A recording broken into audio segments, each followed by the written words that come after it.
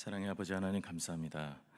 오늘 이 새벽에도 함께 나와 하나님께 예배드리게 하심을 아버지 하나님 또한 하나님께 우리 마음을 드리며 또 집중하며 주의 말씀 앞에 서게 하심을 감사드립니다. 아버지 하나님, 이 시간에도 아버지 우리의 몸과 마음과 뜻과 힘을 다하여서 주님을 찾게 해주시고 그냥 왔다 그냥 돌아가는 시간이 아니라 모든 시간이 주님을 위해서 정성껏 드려지는 시간이 될 수 있도록 인도하여 주옵소서. 예수 그리스도의 이름으로 기도드립니다. 아멘. 찬송가 79장 함께 찬양하시겠습니다. 찬송가 79장.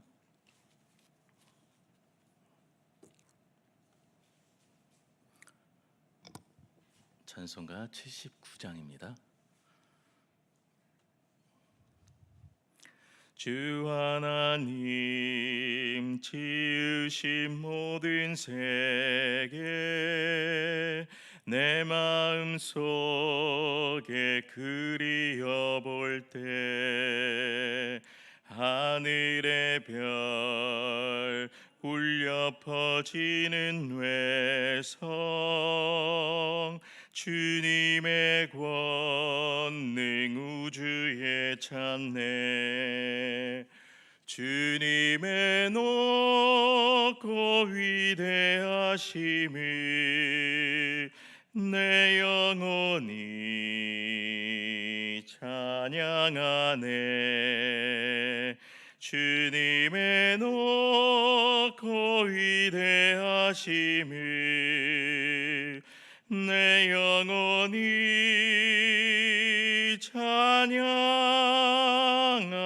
찬양하네. 숲속이나 험한 산 골짜기에서 지저귀는 저 새소리들과 고요하게 흐리는 시냇물을 주님의 솜씨 노래하도다. 주님의 높고 위대하심을 내 영혼이 찬양하네. 주님의 높고 위대하심을 내 영혼이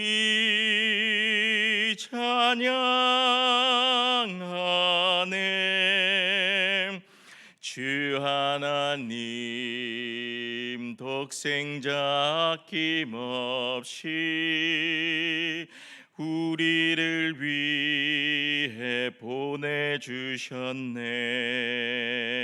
십자가에 피 흘려 죽으신 주 내 모든 죄를 대속하셨네. 주님의 높고 위대하심을 내 영혼이 찬양하네. 주님의 높고 위대하심을 내 영혼이 찬양하네.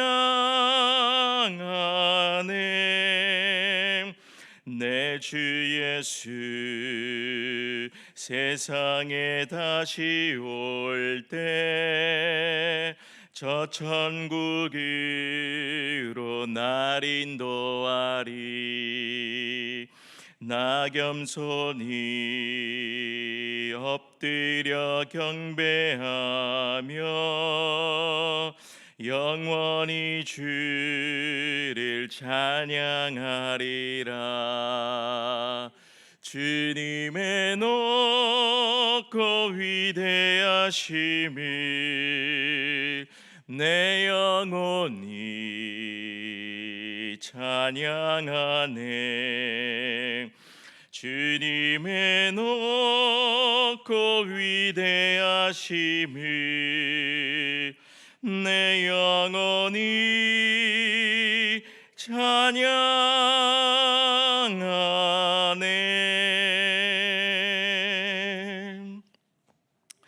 하나님께서 오늘 우리에게 주신 말씀은 출애굽기 20장 4절에서 6절까지의 말씀입니다. 출애굽기 20장 4절에서 6절까지의 말씀입니다.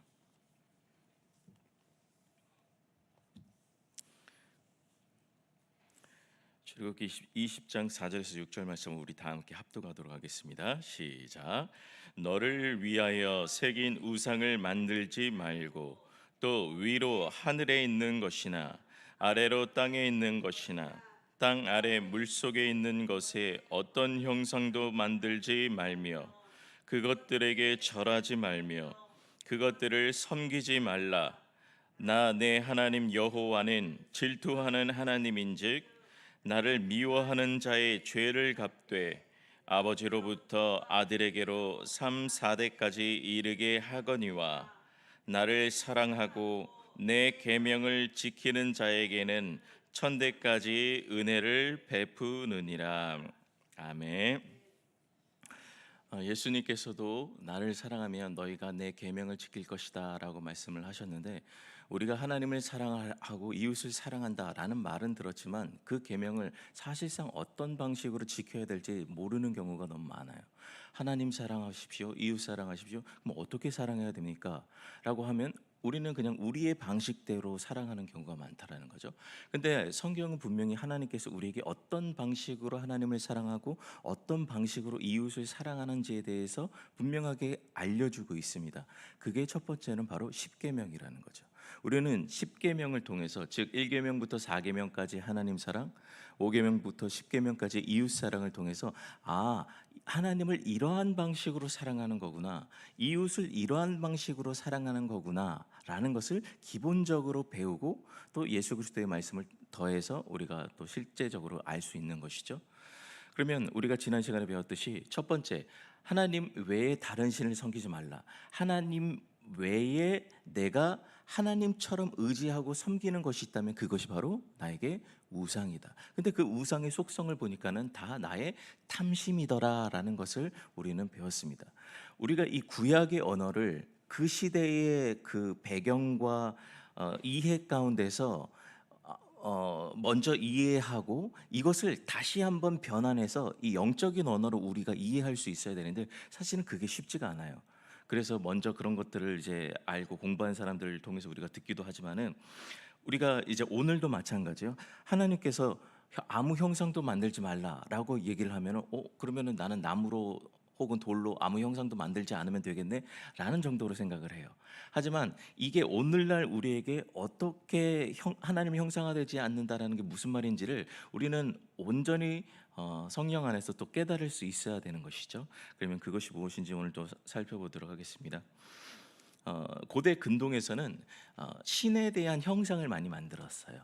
그래서 뭐 송아지 신도 만들고 뭐 황소 신도 만들고 수많은 뭐 염소 신도 만들고, 그리고 그 신 안에 신이 깃들어 있다고 생각을 했습니다. 그래서 그들은 전쟁에 나갈 때나 뭐 자기들이 어떤 큰 대소사를 치를 때 그 신의 형상을 이제 크게 만들어 놓고 그 신의 형상을 자기들 가운데 놓고 뭐 이렇게 춤을 추면서 그 신을 경배한다고 하든지 뭐 그런 모습들을 많이 이제 보게 되는 거죠. 그게 왜 그러냐면은 그 신의 형상이 우리와 함께 있을 때 그 신도 우리와 함께 있다고 그들은 여겼기 때문에 그래요. 왜냐하면 신이 그 형상 안에 있기 때문에 그렇죠. 그건 인간이 통제할 수 있는 신이라는 거죠. 신이라는 존재가 인간이 스스로 통제할 수 있는 신을 만들었기 때문에 어떤 형상물을 그렇게 가지고 왔다 갔다 할 수 있는 거죠. 오늘 하나님께서도 그렇게 얘기를 해요. 너를 위하여 새긴 우상을 만들지 말라라고 얘기를 해요. 4절에 보니까, 자, 우상은 기본적으로 어떤 형상화된 것은 우상인데 그것이 기본적으로 누구를 위한 것이라고요? 너를 위한 것, 나를 위한 거예요. 그러니까 하나님이 나를 위하여 존재할 때, 어떠한 특별한 형상으로 존재할 때 그것은 나를 위한 우상이 된다라는 거예요. 하나님의 이름을 가졌어도. 자, 오늘 우리가 읽은 이 본문 말씀에서는 하늘에 있는 것이나 아래로 땅에 있는 것이나 땅 아래 물속에 있는 것에 어떤 형상도 만들지 말며 이렇게 얘기를 하고 있어요. 자, 이 세상은 하나님이 창조하셨죠. 그 피조물은 창조물을 대신할 수 창조주를 대신할 수 없잖아요. 피조물의 형상으로 창조주의 형상을 담을 수 있나요? 예. 아무것도 담을 수가 없죠. 근데 어떻게 피조물 가운데 창조주를 담을 수 있냐 하는 것이죠. 또 어떤 형상도 만들지 말며 그것들에게 절하지 말며 그것들에게 섬기지 말라. 그런데 우리가 잘 알듯이 출애굽기 32장에 보면은 이걸 그대로 어긴 사건이 나타나 있습니다. 그게 바로 금송아지 사건이죠. 한번 읽어볼까요? 출애굽기 32장 1절 한번 말씀 좀 보여주시겠어요? 네, 같이 읽어보겠습니다. 백성이 모세가 산에서 내려오미 더딤을 보고 모여 백성이 아론에게 이르러 말하되 일어나라 우리를 위하여 우리를 인도할 신을 만들라. 이 모세 곧 우리를 애굽 땅에서 인도하여 낸 사람은 어찌 되었는지 알지 못함이니라. 네, 일단 여기까지만 읽을게요.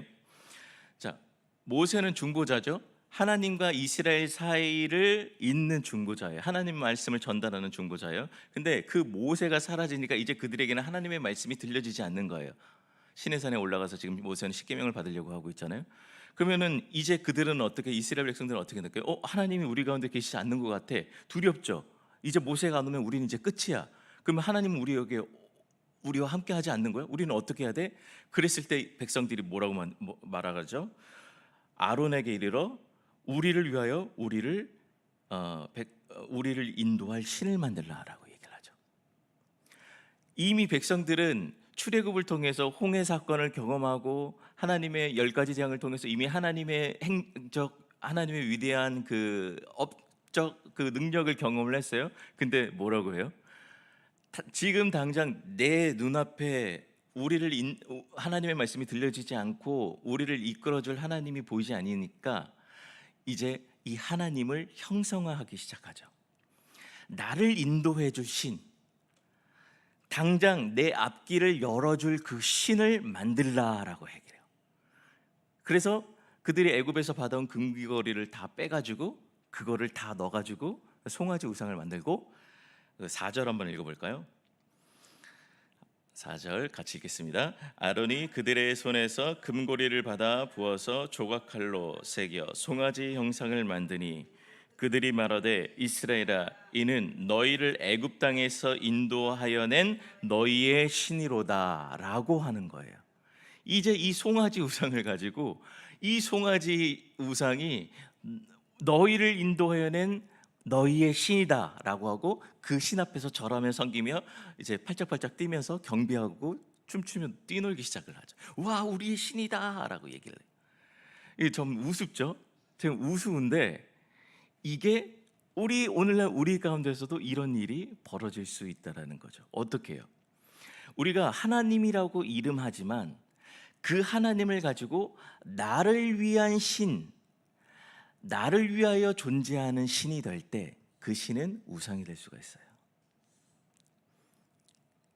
이게 우리를 어렵게 하는 거예요. 자, 여러분 우리가 성경을 볼 때, 자 이단들도 여러분 성경을 봐요. 자, 이단들도 성경을 보는데 그 성경 가운데 똑같은 성경을 읽어도 왜 성령이 역사하지 못하실까요? 성령이 역사하지 않으실까요? 똑같은 성경을 읽는데도. 왜냐하면 그들은 이미 특정 인물들을 우상화하고 있기 때문에 그래요. 그러다 보니까는 이 성경의 해석들이 이미 성령에서 벗어나서 다 우상화된 특별한 그들의 교리로 짜맞춰 있기 때문에 성경을 끌어다 쓰죠. 자기들을 위한 성경이 돼요. 그게 우상이에요. 우리가 성경을 봐요. 하나님의 말씀을 봐요. 이 말씀을 내가 내 입맛대로 내 뜻대로, 저는 이걸 끌어다 쓴다는 표현을 하는데, 내가 내 욕심대로 끌어다 써서 내 뜻으로 투영을 하고 내 욕심을 투영을 하면은 그 말씀이, 그 하나님이 우상이 될 수가 있어요. 그래서 형상하지 말래요. 왜요? 그 형상은 하나님을 보여주는 것인데 이 세상 피조물 어떤 것으로도 하나님을 보여줄 수 있는 것이 없기 때문에 그래요. 그래서 나중에 이제 골로새서에 보면은 사도 바울이 그렇게 말해요. 골로새 1장 15절에 예수 그리스도 그는 보이지 아니하는 하나님의 형상이다라고 해요. 왜냐하면 오직 하나님을 보일 수 있는 형상은 예수 그리스도뿐이기 때문에 너희들이 이 세상의 어떤 것으로도 하나님을 형상화하지 말라는 거예요. 그래서 예수님 뭐라고요? 아버지를 보여주시옵소서. 빌립아, 너희가 나를 보면 아버지를 본 것이거늘 너희가 왜 아버지를 보여달라 하느냐라고 얘기를 하죠. 우리는 예수 그리스도를 통해서 하나님을 보는 거예요. 제가 예전에 계시에 대해서도 히브리서 1장 1절 그 1절부터 3절까지에 대해서 말씀을 드린 적이 있는 것 같은데, 오늘날 하나님께서 누구를 통하여 하나님 자기 자신을 나타내시죠? 아들을 통하여 나타내시죠. 그러니까 아들을 통하지 아니하는 하나님, 내 욕심을 위하여 내가 어떠한 탐욕과 욕망을 투영하는 존재가 된다면 그건 우상이고, 오직 아들인 예수 그리스도를 통한 하나님이어야지 그가 진짜 하나님이라는 거예요. 저마다 다 하나님 얘기하죠. 뭐 하느님, 알라, 뭐 신 다 얘기해요. 그럼 누가 하나님이 진짜 하나님이란 말이에요? 아들인 예수 그리스도를 통한 하나님, 그 하나님의 형상으로 오신 예수 그리스도를 통해서 하나님을 보는 것이지 우리가 스스로 하나님을 보는 게 아니에요. 내가 성경 본다고 스스로 하나님을 알 수 있는 게 아니에요. 성경을 통해서 예수를 보지 아니하면 우리는 하나님을 볼 수 없어요. 예수님 뭐라고 하죠? 이 성경이 나에 대해 증언한다고 했죠. 그러면 성경을 볼 때 우리가 무엇을 볼 수 있어야 돼요? 예수를 볼 수 있어야 돼요. 그래야 하나님을 보는 거예요. 근데 이걸 사람들이 간과해요. 그냥 내가 하나님을 볼 수 있다고 생각을 해요. 아니요. 그건 내 탐욕과 욕망에 머무른, 그걸 현대적 용어로 종교라고 한단 말이죠. 그건 단지 종교적 상태밖에 될 수 없어요.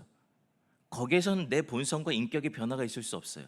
그런데 성경을 통해서 예수를 보면 진짜 하나님을 만나게 되는 거예요. 그래서 아무 형상도 만들지 말라는 거예요. 내가 너희에게 보여줄 형상은 예수밖에 없다라는 거예요. 근데 인간들은 자꾸 형상화한단 말이죠.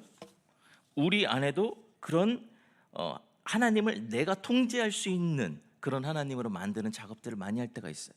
뭐 예를 들면 우리가 막 말씀을 뽑기 하듯이 뽑죠. 뭐 언제 송구영신 예배 때, 그리고 이 말씀 뽑았어. 그래, 이 말씀이 나를 이끌어 줄 거야. 그 뭐예요? 예. 뭐 구하라 그러면 너에게 주실 것이요, 찾으라 그러면 찾을 것이요. 아싸, 이 말씀 뽑았다. 열심히 구해야지. 그럼 뭐 구해요? 하나님 이번 올해 잘 되게 해주십시오. 이게 또 주술적인 거죠. 말씀을 나에게로 끌어오는 거예요. 그 말씀은 본래 하나님께서 성령을 구하라는 뜻이거든요. 근데 우리가 성령을 구하나요? 그 말씀으로? 말씀의 요구 앞에 우리가 엎드려야 되는데 우리가 주체성을 띠고 말씀을 끌어당긴다는 거예요. 하나님이 주체성을 띠고 하신 말씀에 우리가 엎드려져야 되는데 내가 주체성을 띠고 말씀을 내 쪽으로 끌어와요. 이게 우상화되는 거예요. 말씀을 가지고도 성령대로 보지 못하고 말씀을 가지고도 믿음이 역사하지 못하게 되는 거예요. 내가 주체성을 가지고 성경을 내 식대로 보게 되면은 절대 예수를 볼 수 없어요. 말씀 앞에, 하나님의 말씀 앞에 한 마디라도 그 앞에 완전히 철썩 엎어져야 돼요. 그래야 예수를 볼 수 있어요. 하나님, 말씀하시는 하나님이 주체자고 나는 감히 들을 수도 없는 자가 감히 하나님 말씀을 듣고 있는, 벌벌 떨며 들 수 있는, 두려워하며 들을 수 있는 그런 겸손한 상태가 돼야지 하나님의 말씀이 들리는 거지, 뭐 성경 읽어서 이렇게 얘기한다고 들리는 게 아니라는 거죠. 그러니까 우리도 이 말씀을, 하나님을 언제든지 내 통제 가능한 그런 존재로 우상화할 수 있다라는 거예요. 말씀을, 어떤 말씀을, 혹은 하나님이라는 보이지 않는 어떠한 존재를, 그걸 종교라고 했죠. 그래서 포이에르바하라는 어떤 독일의 철학자는 아주 기독교에 대해서 그런 아주 날카로운 지적을 했어요. 기독교 신이 뭐냐? 인간이 자신의 탐욕을 투영한 존재가 신이다. 우상이죠. 그 포에르바하르는 성령을 알지 못하기 때문에 그 종교적 신에 대해서만 간파를 했죠. 그런데 진짜 하나님, 성령으로 보여지는 하나님을 알지 못했죠, 그는. 자, 그래서 내 인생에 어떤 성공을 주는 하나님, 나를 형통케 하는 하나님, 뭐 어떤 UFC 선수들 보면 막 이렇게 성호를 긋죠. 이 싸움 가운데 나와 함께 하시는 신, 다 주술적이고 우상화된 신이죠. 하나님은 아무 형상도 만들지 않아요. 또 어떤 교회에서는 그러면은 뭐 십자가 앞에서 막 이렇게 하니까 십자가도 없애버리는 합동 측에서도 이제 그렇게 하는 경우가 있죠. 너무 그렇게까지 할 필요는 없죠. 뭐 우리가 십자가 붙들고 뭐 이렇게 주술적으로 뭐 그런 분들 간혹 있긴 하지만은 뭐 그렇게까지 하지는 않죠. 그래서 하나님은 어떤 형상도 만들지 말라. 어떤 것도 나를 보일 수는 없어. 그것들에게 절하지 마. 그것들에게 섬기지 마. 너희가 스스로 너희의 생각과 경험으로 판단하는 그 하나님은 하나님이 아니야. 내가 너희에게 계시하는 내가 진짜 나지. 너희가 스스로 나를 알고 깨달을 수 있는 존재가 아니야. 그래서 하나님 편에서 늘 계시해야 돼요. 누굴 통해서? 하나님의 형상이신 예수 그리스도를 통해서. 오늘도 이 예수 그리스도를 깨닫고 이 예수 그리스도 안에서 하나님을 경험하는 우리 모두가 되기를 바라겠습니다. 네, 기도하겠습니다.